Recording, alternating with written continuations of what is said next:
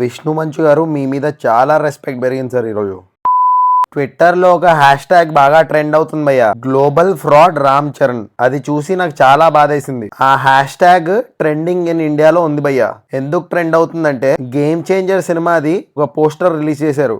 First day collections ఎంత వచ్చాయని 186 crores వచ్చిందంట ఫస్ట్ డే వరల్డ్ వైడ్. ఇవి ఫేక్ కలెక్షన్స్ అని నార్త్ టు సౌత్ అందరు వేసుకుంటున్నారు భయ్య. సక్నిల్క్ అని ఒక వెబ్సైట్ ఉంటుంది భయ్య, ప్రొనౌన్సియేషన్ నాకు కరెక్ట్ గా రాదు. దాంట్లో వాళ్ళు ఎగ్జాక్ట్ ఫిగర్స్ చెప్తారు, ఏ సినిమా ఎంత కలెక్ట్ చేసింది డే వైజ్ వేస్తారనమాట. సో వాళ్ళు India day 1 collection game changer the 51.25 crores వేసారు భయ్య.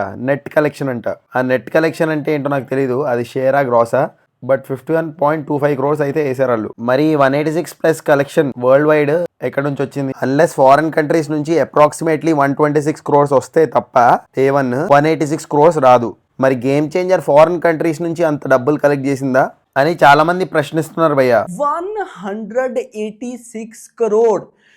భాయ్ sahab, this is totally unpredictable. క్రితం కూడా చాలా సినిమాలకి ఫేక్ కలెక్షన్స్ వేశారు, కానీ గేమ్ చేంజర్ అసలు బార్ దాటేసిందని చెప్పి షాక్ అవుతున్నారు. మామూలుగా 20-30 crores ఎక్స్ట్రా వేసుకుంటారు భయ్య, కానీ గేమ్ చేంజర్ టీం వాళ్ళు ఏకంగా 100 crores ఎక్స్ట్రా వేసుకున్నారని వీళ్ళు గేమ్ చేంజర్స్ కాదు నంబర్ చేంజర్స్ అని వేసుకుంటున్నారు భయ్య గేమ్ చేంజర్ టీం వాళ్ళని. నేనే బెటర్ రా, కాస్త వెనక ముందు ఆలోచిస్తున్నాను.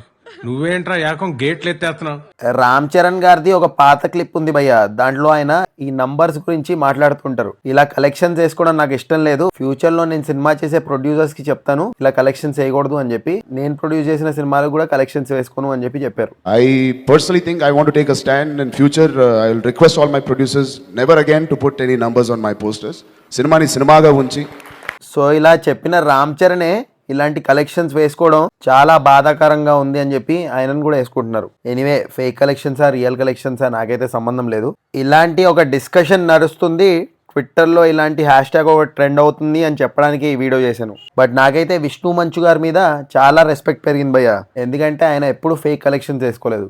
సెల్యూట్ విష్ణు మంచు గారు. ఈ ఎంటైర్ ఇష్యూ మీద మీ ఒపీనియన్ ఏంటి కామెంట్ చేయండి.